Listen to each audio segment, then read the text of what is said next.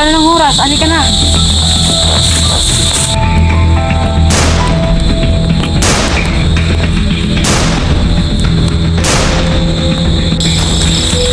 Ginoo, mas maigi kung magpalit tayo ng damit. Bakit naman? Wala tayo makatakal. Ngunit, paano? Dugo! Ginoo, dinudugo ang iyong mga binti.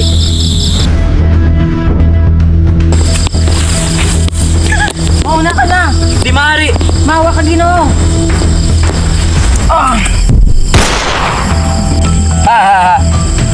Oreras Aurora, Señor Crisostomo Ibarra.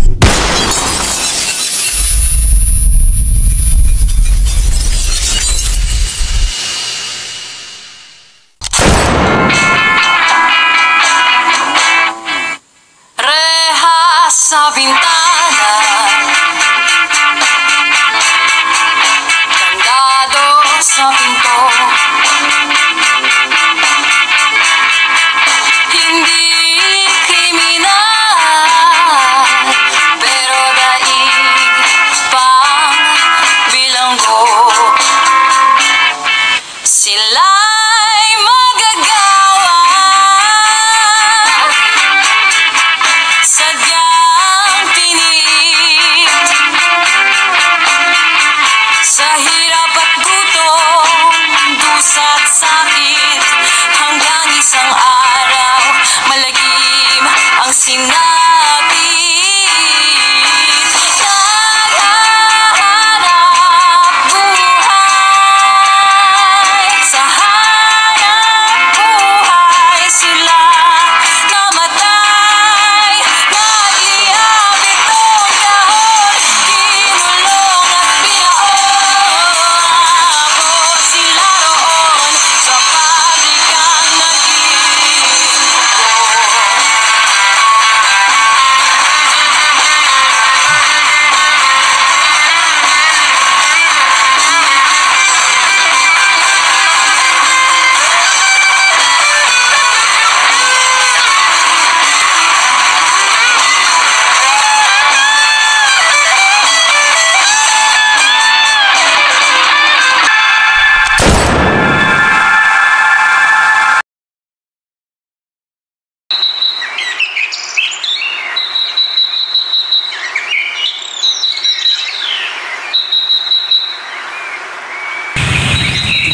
Ano ba ito?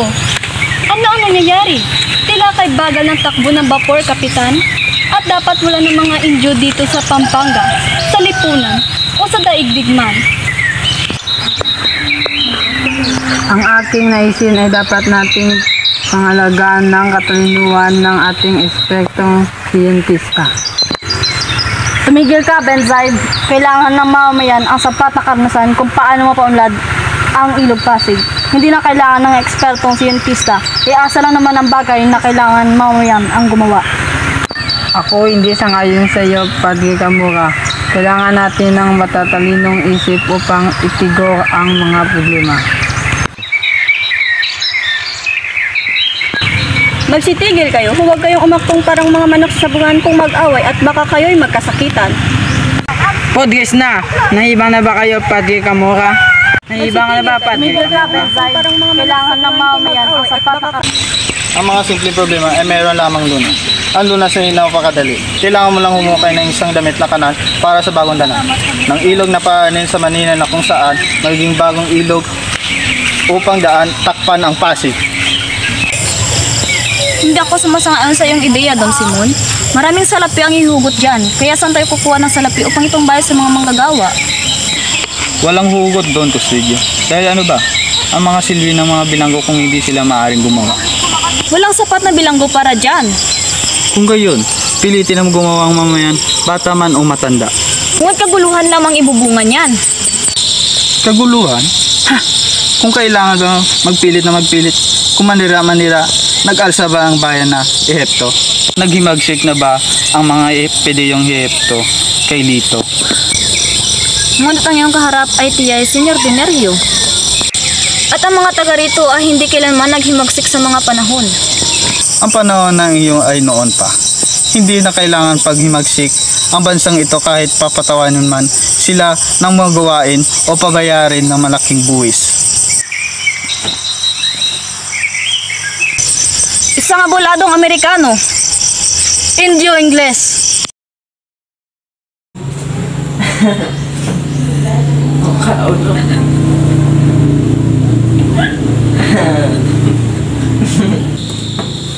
Oy, Sagani. Ano naman ang sinabi ng iyong ama tungkol kay Paulita? Pinaalahala niya lang ako sa pagkilatis na pang-aasawa. Sa bagay, wala namang kapantay sa kagandahan ni Paulita. Oo nga, maganda pa siya. At mayaman pa. Kaya lang... Kaya lang ano, Huwag kang kabahan. Nais kong sabihin ay palagi niyang kasama ang tiyan niyang lubos na sungit. ah!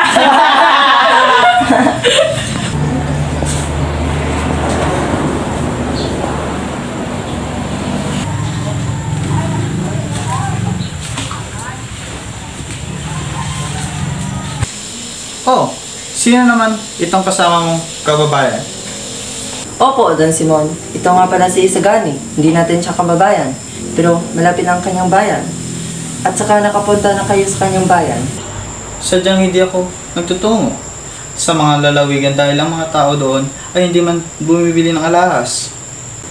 Sa aking palagay ay dahil mga hirap ang mga tao doon. Mahirap. Sadyang hindi lang po kami bumibili ng damit na hindi namin kailangan. Bueno, ito. Uminom tayo ng sabuesa. Salamat, Ginoo. Pero hindi kami umiinom ng serbesa. Hindi ho kami uminom ng alak. Hindi umiinom. Ayon kay Padre Camora, masama raw kung puro tubig ang iniinom. Kung siguro, tubig lang iniinom ni Padre Camora, ay siguro marami nang siyang naipon na pera. Bueno, mauna na ako. At aking itutuloy ang pag-inom ng aking sabuesa. Ang taong iyon ay nakakapangilabot. Alam mo ba? Ang taong iyon ay tinatawag nilang kayumangging kardinal. Ha? Isang kardinal?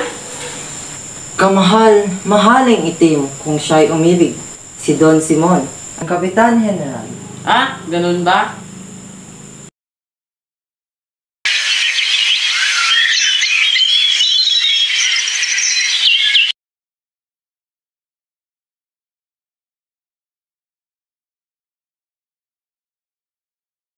Ama, may dumating na po bang sulat galing kay Basilio?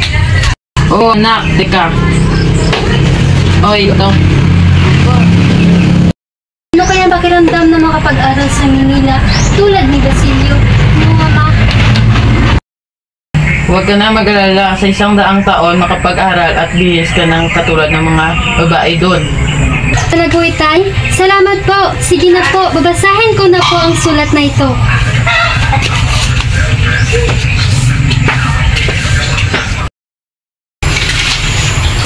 Ano ang problema, anak?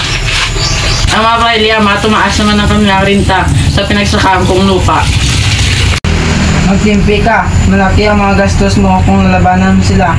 Sa kanilang kaso, bayaran mo ang kanilang benta. Ngunit ama, sila'y abuso na. Di ako papayag na kuhanin nila ang aking lupa. Di maaari!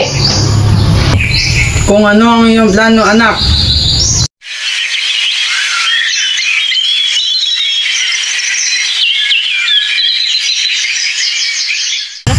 Sumama ka sa amin na matiwasay kung gusto mo pang mabuhay.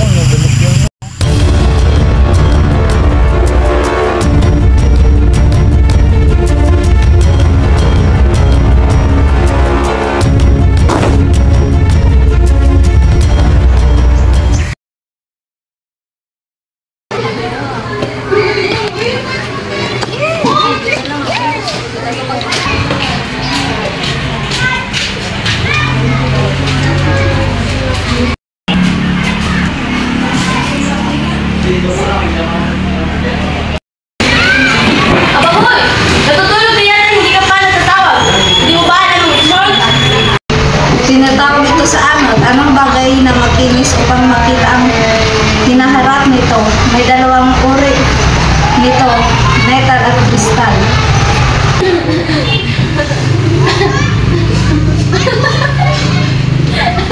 Hulkay, bibigyan ko ng kaputol na kaaway at masisinagan ng lahat ng mga larawan ng mga bagay na ilalagay sa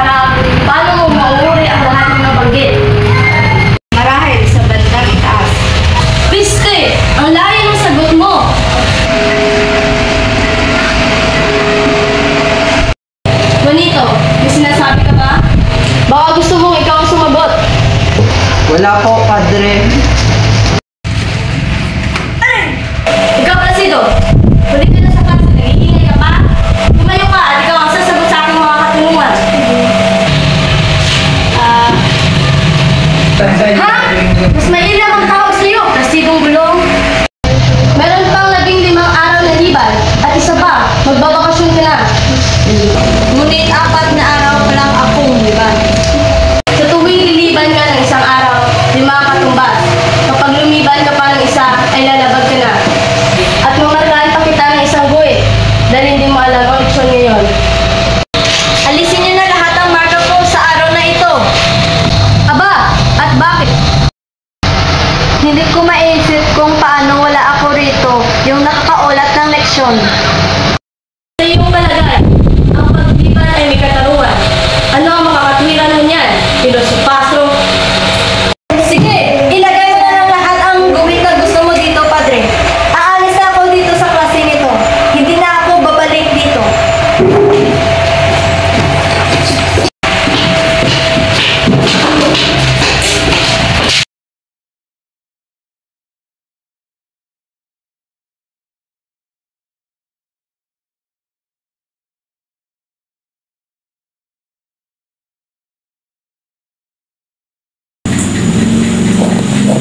Oh, Basilio, kamusta ka na? Oh, Ginoong Simon. Mabuko kayo. Kamusta na si Kapitan Tiago? Ikinalulungkot ko sabihin pero manghina na ang kanyang puso. Parang Pilipinas. Habang tumatagal, lalong humihina. Oh, ano ito? Sa dami-dami mong binabasang libro, ngunit ang ibinigay ko sa iyo, hindi mo binabasa. Wala kang pagmamahal sa iyo, bayan! Pero Ginoong Simon... Huwag na! Sa loob ng isang oras, magsisimulang himagsikan. At bukas ay wala ng universidad. Wala na mag-aaral at wala na magmamahirap! Naparito lang ako sa dalawang bagay. Ang kamatayan mo o ang iyong kinabukasan. Sa panig na umapi sa iyo o sa panig ng iyong bayan. Hindi ko alam, Ginoo. Hindi ko alam. Magpasya ka! At anong nararapat kong gawin? Ako'y lamang isang estudyante. Ako'y lamang nag-aaral ng medisina. Kaya mong pamunuan ng isang pangkat at salangay ng kumbento ng Santa Clara. At doon iyong isasalba ang isang babae na pangalan ng Maria Clara. Maria Clara? Pero Ginoo, si Maria Clara ay patay na. Patay na? Hindi! Hindi totoo yan! Huli na ang lahat, Ginoo. Wala na siya. Patay na siya. Ito ang kasulatan na nagpapatunay na patay na siya. Namatay? Namatay na hindi man lang kami nagkita muli? Ginoong Simon, sandali lamang. Huwag ba siyo?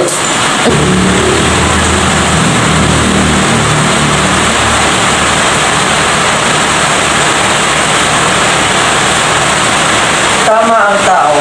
Hanggat hindi nila nahanap ang kanilang iniibig, ito lamang ang higanti ng tadhana sa kanya.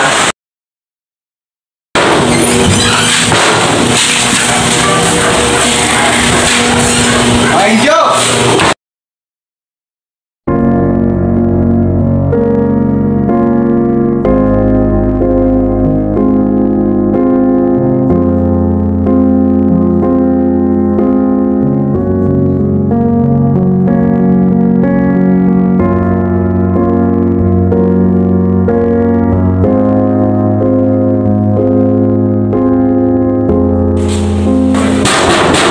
Labasin niyo ako dito!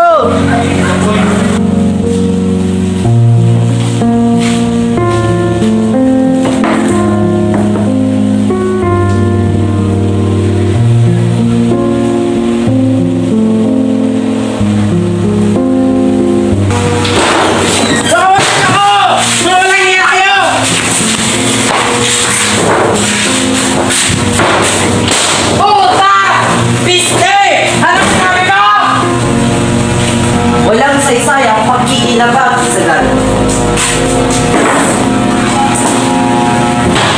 Puta madre!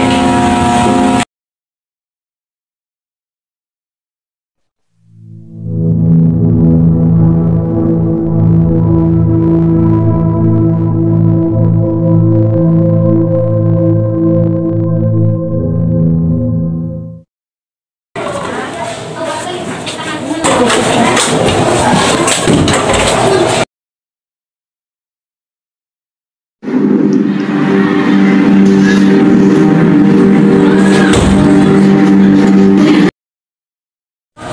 ibig sabihin nito, Padre?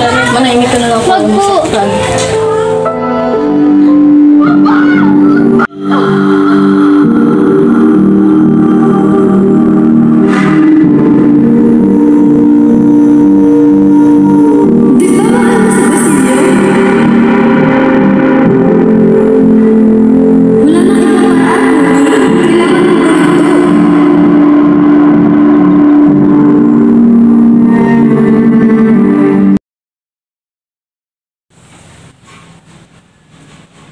Magandang araw. Ikaw, lalaki, tinatanggap mo ba si babae na maging kabiyak mo habang buhay?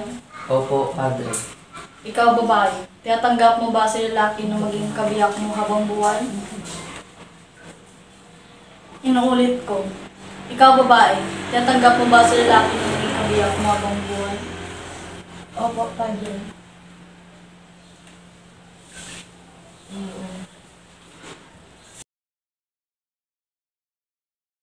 Porque contigo yo escogí, ahora mi corazón te sufrí. Bien simple lang yo te pedí, era sin ti tú el cosa yo ya sin ti. Bakit ikaw pa ang napili? Ngayon ang puso ko'y suwi. Kay simple lang ng aking piling, na madama mo rin ang pait at bighati. Sana'y magmilagro, babalik ko, mali may direksyon. Pinagdarasal ko sa aking puso, na mabura na sa isip ko.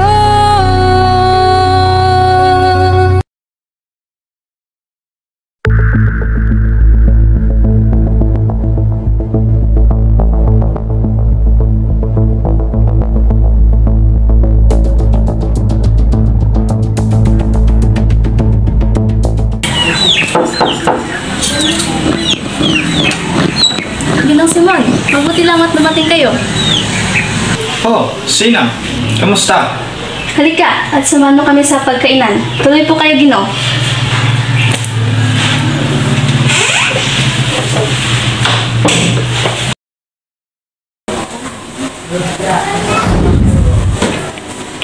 Napakaganda naman ng parang iyan. Maraming salamat, Ginoong Simon. Halika at makisalo ka muna. Salamat sa iyong pagalo. Ngunit may kailangan pa akong gawin. Sige, mauna na ako.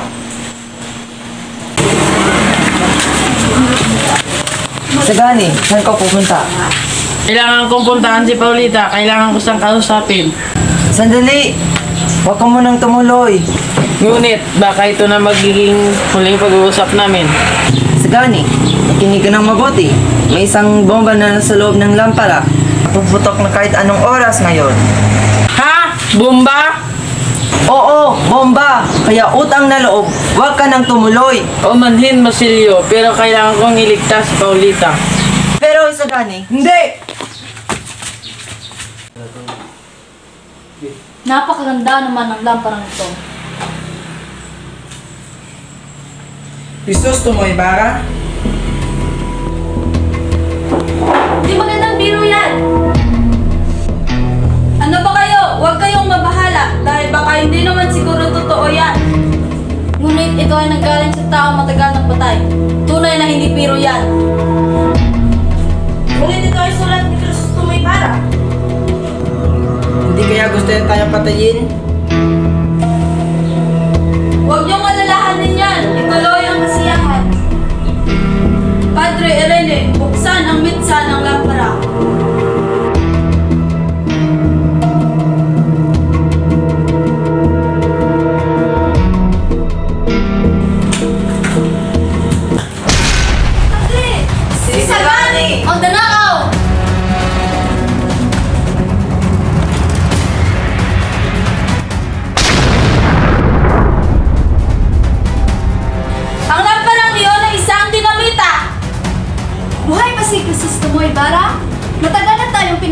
Tista?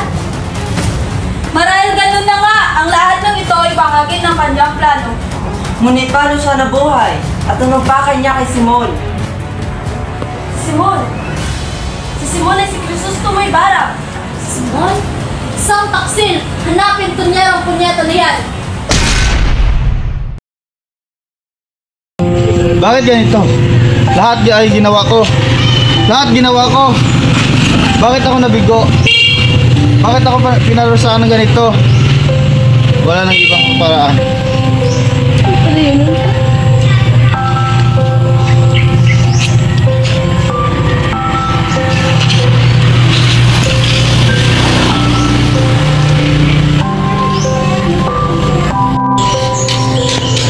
Ginoong Simon! Padre Polentino, bago ko mamatay, Ito na magsalita!